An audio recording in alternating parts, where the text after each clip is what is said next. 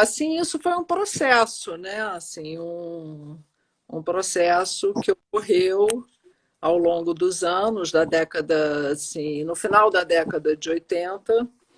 Eu acho que nos Estados Unidos, o meu primo Rorion achou que era mais fácil contar a história da família e do jiu-jitsu partindo a partir do pai dele. Então, essa fase anterior foi. E o lugar do meu pai na história foi excluído, né?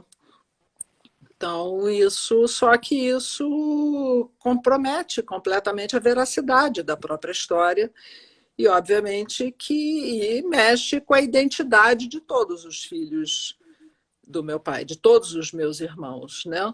E também, eu acho que com a identidade da própria tribo, assim, que a vida inteira, que pertence ao universo do jiu-jitsu brasileiro, né? E do jiu-jitsu Gracie. Então, eu comecei enfim, a me incomodar com isso, mas estava muito envolvida, continuava muito envolvida com o meu trabalho e fui deixando, enfim, observando, comentando internamente. E na década de 90, o jiu-jitsu também, eu acho que por conta, eu acredito, exatamente o afastamento da representação do meu pai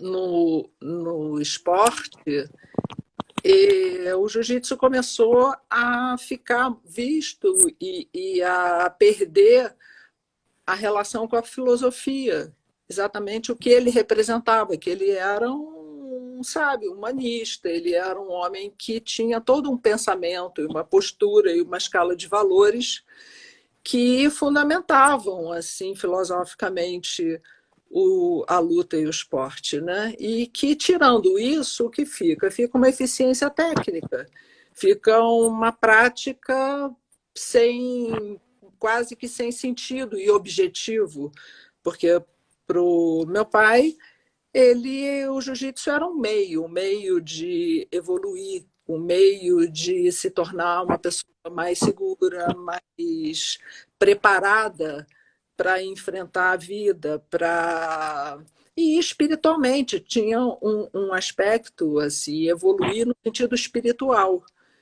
E tirando né, a filosofia, os alunos e as gerações mais novas da minha própria família começaram a ficar mais só envolvida com a técnica. E os campeonatos, o jiu-jitsu cresceu muito na década de 70, tinham 200, 250, 300 inscritos em campeonatos, na década de 90 eram 2.000.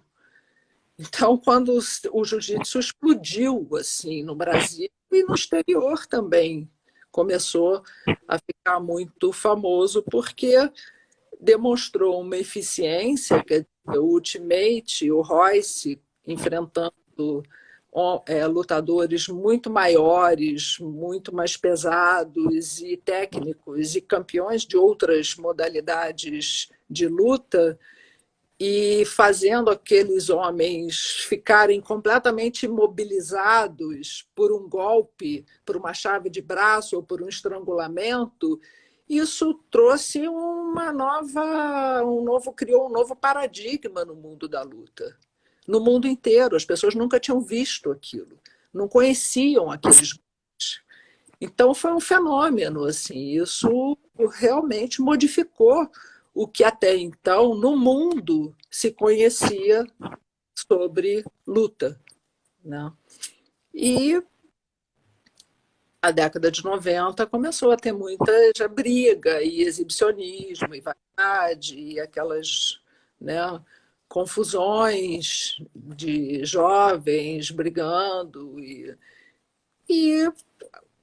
a mídia iniciou uma campanha assim muito forte contra o jiu-jitsu, associando exatamente o jiu-jitsu à violência, quer dizer. Então ficou a violência, ela adquiriu uma dimensão dentro do esporte que não tinha absolutamente nada a ver com o meu pai, porque o meu pai era o oposto.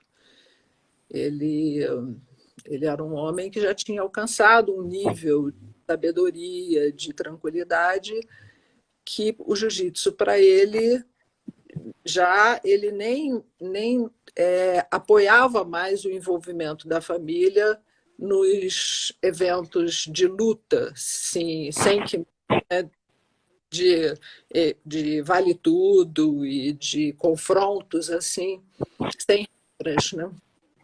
Ele achava que a família já tinha cumprido o seu papel de difundir o jiu-jitsu e de mostrar a eficiência do jiu-jitsu. Enquanto escola, deveria se concentrar em transmitir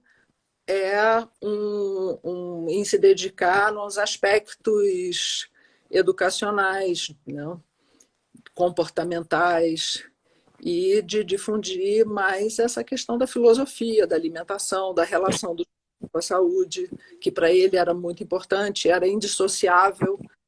O jiu-jitsu sempre foi.